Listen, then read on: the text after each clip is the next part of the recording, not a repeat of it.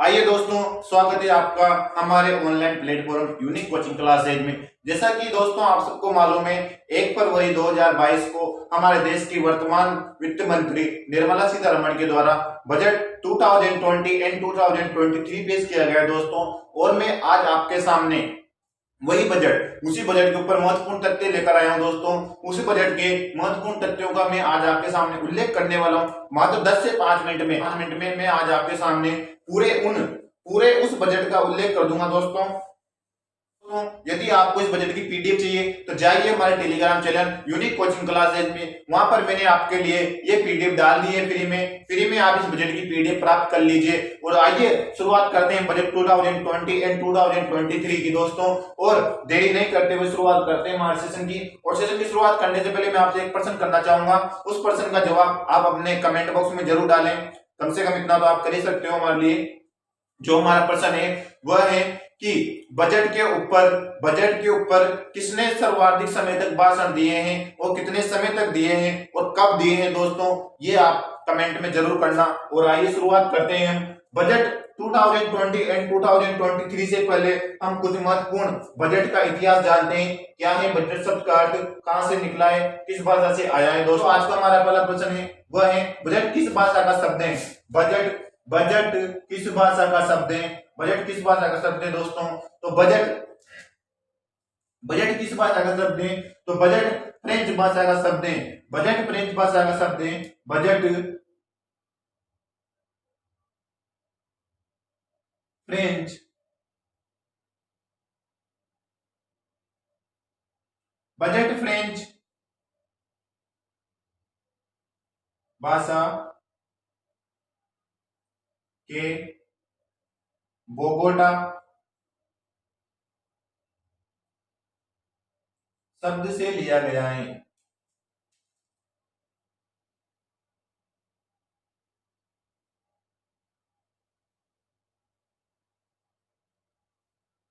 जिसका अर्थ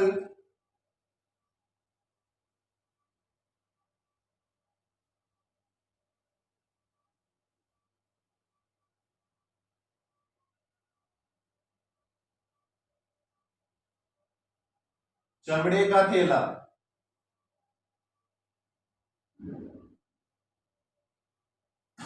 जिसका अर्थ क्या होता है। जिसका अर्थ होता है चमड़े का थैला।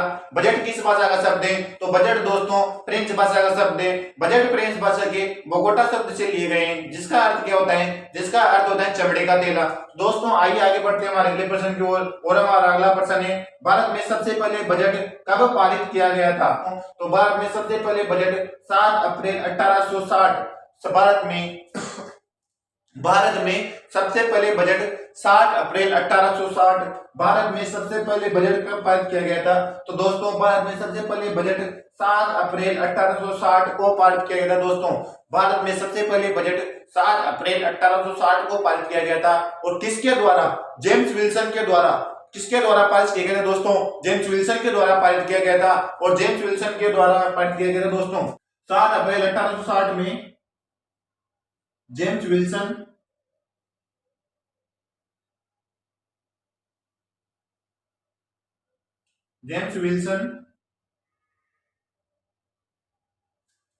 7 अप्रैल 1860 में जेम्स विल्सन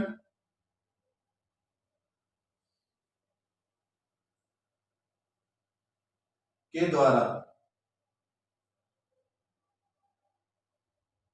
भारत में सबसे पहले बजट कब पारित किया गया था। तो भारत में सबसे पहले बजट 7 अप्रैल 1860 को जेम्स विल्सन के द्वारा पारित किया गया था दोस्तों। और जेम्स विल्सन को भारत में बजट का पितामह, बजट का जनक आदि नामों से जाना जाता है दोस्तों। आइए आगे बढ़ते हैं हमारे अगले प्रश्न की ओर। और हमारा अगला प्रश्न है भारत की प्रथम महिला जिसने केंद्रीय बजट पेश किया। तो दोस्तों भारत की प्रथम महिला जिसने केंद्रीय बजट पास किया वो कौन है। तो इसका आंसर है दोस्तों श्रीमती इंदिरा गांधी। श्रीमती इंदिरा गांधी ने सन 1970 में वित्त मंत्री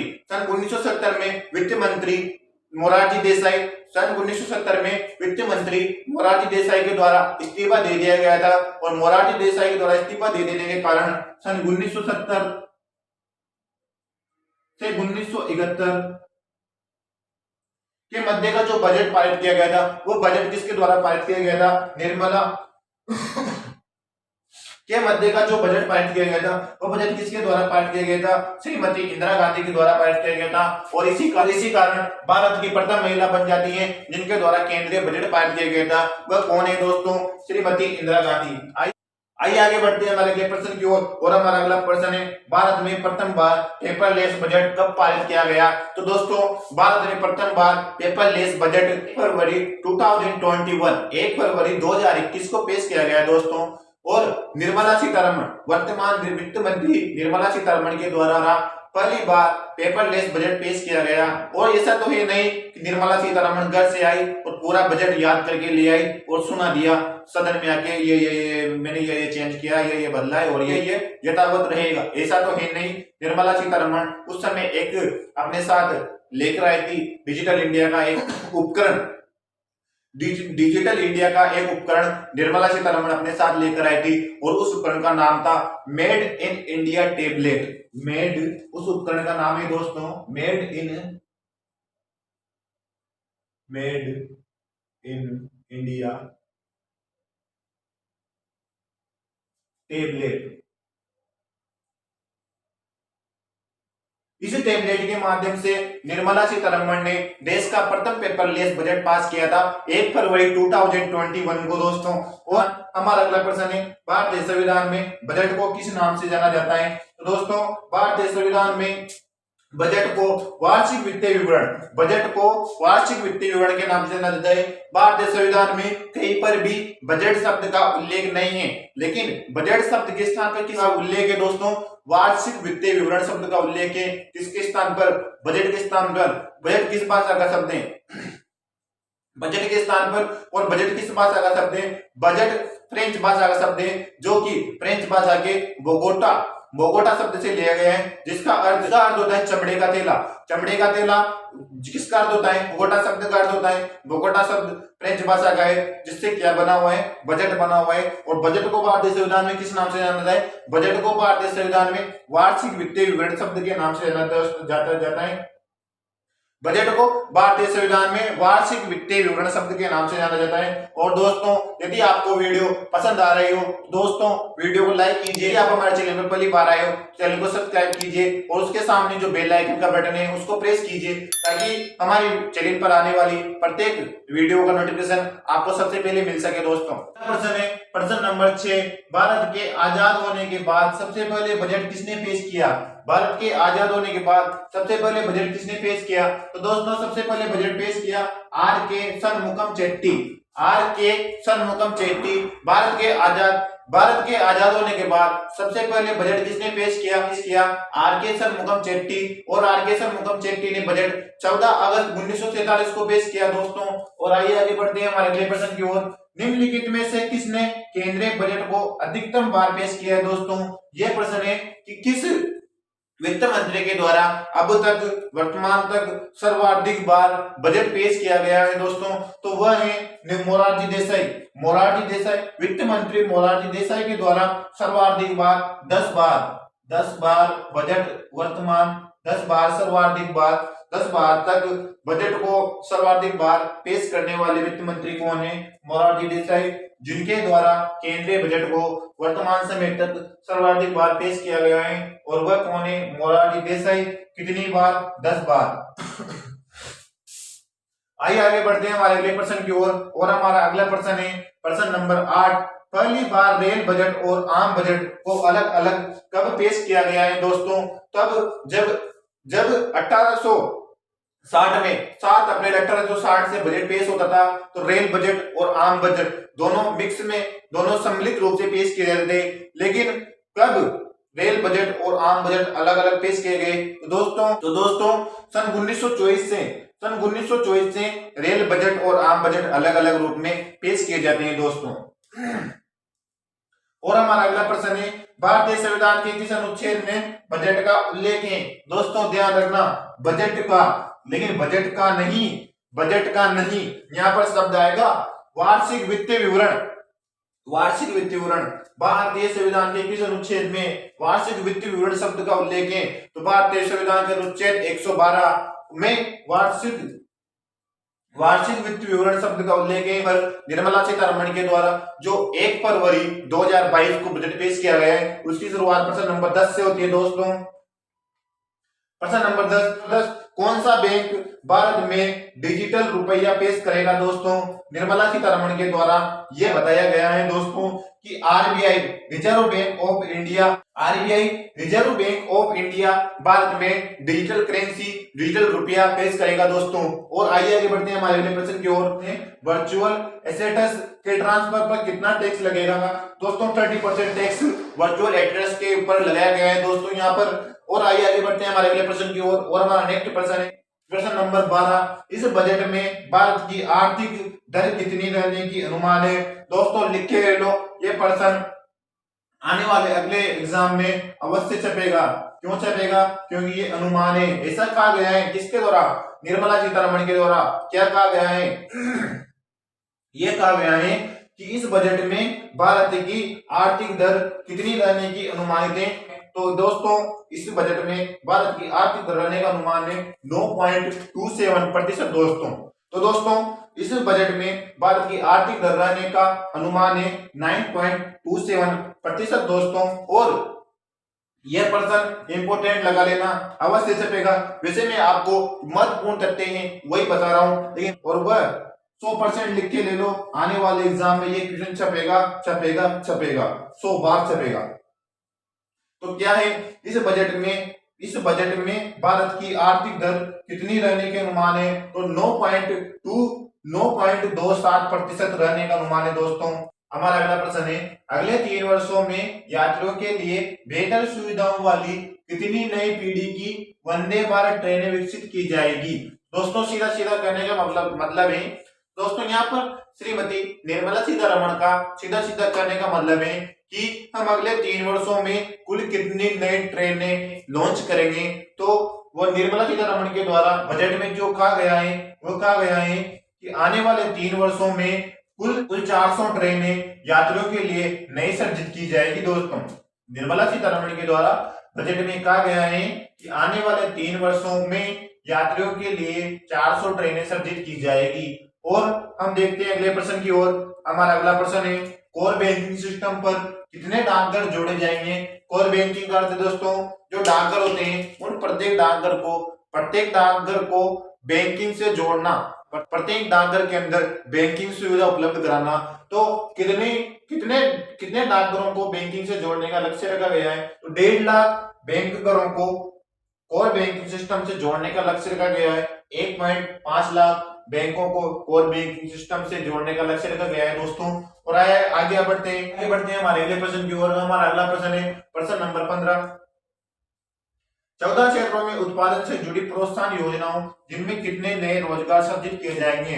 यहाँ पर अब बात आई है बेरोजगारों की। तो यहाँ पर निर्मला सीतारमण ने कहा है कि आने वाले 2 वर्षों में हम बेरोजगार युवाओं को 60 लाख बेरोजगार युवाओं को रोजगार प्रदान कराएंगे। तो निर्मला सीतारमण के द्वारा कहा गया है 60 लाख बेरोजगार युवाओं को रोजगार प्रदान कराएंगे। और यहाँ पर रोजगार प्रदान कराने से दोस्तों ये नहीं है कि रोजगार सरकारी हो, कोई ऑफिस का कार्य हो, ये भी अनिवार्य नहीं है। कोई ऑफिसर रैंक हो, ये भी अनिवार्य नहीं है। यहाँ पर नरेगा भी रोजगार में आती है दोस्तों। नरेगा के अंदर जो कार्य चलता है वो भी रोजगार के अंतर्गत आता है। तो इन 60 लाख में वो भी आ गए। तगारियां सिर पर उठाने वाले भी आ गए। यदि सरकार किसी को कार्य दे रही है तगारियां ढोने का तो वो भी इन बेरोजगारों के अंतर्गत आता है दोस्तों। और हमारा अगला प्रश्न है 2022 से 2023 में पीएम आवास योजना के चिन्हित लाभार्थियों के लिए खाली स्थान घरों को पूरा किया जाएगा। तो दोस्तों यहाँ पर है 2022 से 2023 के मध्य कुल कितने आवास आवंटित किए जाएंगे दोस्तों? तो दोस्तों 2022 से 2023 के मध्य कुल 80 लाख आवासों को मंजूरी देने की यहाँ पर सीतारमण ने बात की है। आगे बढ़ते हैं हमारे अगले प्रश्न की ओर। हमारा अगला प्रश्न है प्रश्न क्या? ये तो एक तथ्य है दोस्तों, प्रश्न नहीं करते हैं एमएसपी के तहत निर्मला सीतारमण ने कहा है। यहाँ पर बात हुई किसानों की। किसान जो अपना अनाज बेचेंगे वह अनाज किसानों को, दोस्तों आप जानते हो सरकार किसानों से अनाज खरीदते हैं और अनाज खरीदती है तो वहां पर जो धान मंडी हो रही है, धान मंडी में एक रेट फिक्स कर दी जाती है, एक दर फिक्स कर जाती है कि इस दर पर आप अपना अनाज बेच सकते हो। आप अपनी जमीन की प्रतिलिपि लाओगे, उस प्रतिलिपि के आधार पर आप अपना अनाज बेच सकते हो। दोस्तों उस प्रतिलिपि के आधार पर अनाज भेजा जाता है, उसे एमएसपी विधि बोला जाता है। और उस एमएसपी विधि के अंतर्गत सरकार ने यहाँ पर सरकार ने 2.37 लाख करोड़ रुपए आवंटित किए। दोस्तों सरकार ने कुल किसानों के अनाज खरीदने के लिए कुल कितना रुपए बताया है दोस्तों? 2.37 लाख करोड़ रुपए यहाँ पर सरकार ने बताया है दोस्तों। तो दोस्तों हमारा अगला बिंदु है पीएम शक्ति मास्टर प्लान के तहत 25,000 किलोमीटर तक विकसित सड़क और 100 किलोमीटर गति कार्गो टर्मिनलों को अगले 3 वर्षों में विकसित किया जाएगा। इसके लिए 20,000 करोड़ रुपए आवंटित किए गए हैं। दोस्तों हमारे वित्त मंत्री निर्मला सीतारमण के द्वारा जो 1 फरवरी 2022 को जो हमारा 2022 एंड 2023 का बजट पेश किया गया है, उसमें कहा गया कि अगले 3 वर्षों में उन 25,000 किलोमीटर के मध्य 100 टर्मिनलें होगी और ये सब 3 वर्षों के अंतर्गत किया जाएगा और इसके लिए 20,000 करोड़ रुपए आवंटित किए गए हैं। दोस्तों आगे बढ़ते हैं हमारे अगले पॉइंट की ओर। हमारा अगला पॉइंट है प्रधानमंत्री विद्या योजना, पीएम विद्या योजना या प्रधानमंत्री विद्या योजना। यह 1 क्लास 1 टीवी चैनल प्रोग्राम है इसके तहत 12 से 200 टीवी चैनलों तक बढ़ाया जाना है। ये दोस्तों चल रही है, वर्तमान में कुल 12 चैनलों में आती है, लेकिन हमारे जो वर्तमान वित्त मंत्री निर्मला सीतारमण ने उन्होंने बोला है ये 12 चैनलों की जगह अब 200 टीवी चैनलों पर बढ़ाया जाएगा और जिसके माध्यम से कक्षा 1 से कक्षा 12वीं के मध्य के छात्रों को क्षेत्रीय भाषाओं में शिक्षित करने का कार्य किया जाएगा। किस योजना के तहत शिक्षित करने का कार्य क्षेत्रीय भाषाओं में किया जाएगा? तो दोस्तों किस योजना के तहत 1 से 12वीं के विद्यार्थियों को क्षेत्रीय भाषाओं में शिक्षित करने के लिए टीवी प्रोग्राम चैनलों को 12 से बढ़ाकर 200 कर दिया गया है दोस्तों, प्रधानमंत्री विद्या योजना के अंतर्गत दोस्तों। और दोस्तों आज की हमारी ये क्लास यहीं पर ही समाप्त होती है। दोस्तों यदि आपको वीडियो अच्छी लगी हो तो लाइक कीजिए, शेयर कीजिए, सब्सक्राइब कीजिए, और यदि आप हमारे चैनल पर पहली बार आए हो चैनल को सब्सक्राइब कीजिए, बेल आइकन प्रेस कीजिए। और दोस्तों